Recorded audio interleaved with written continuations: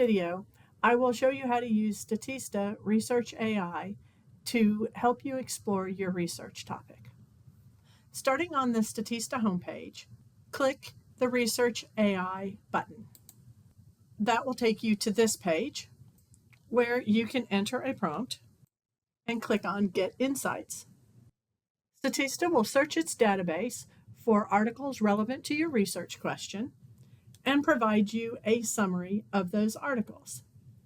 Each of the facts included in the summary are cited by articles or statistics contained in the Statista database.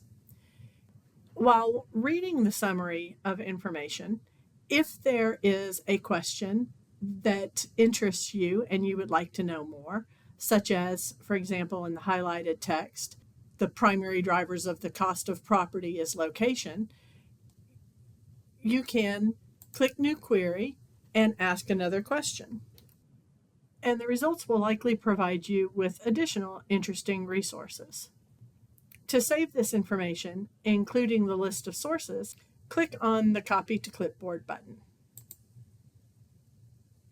You can then paste your results into a Word document and conduct more searches.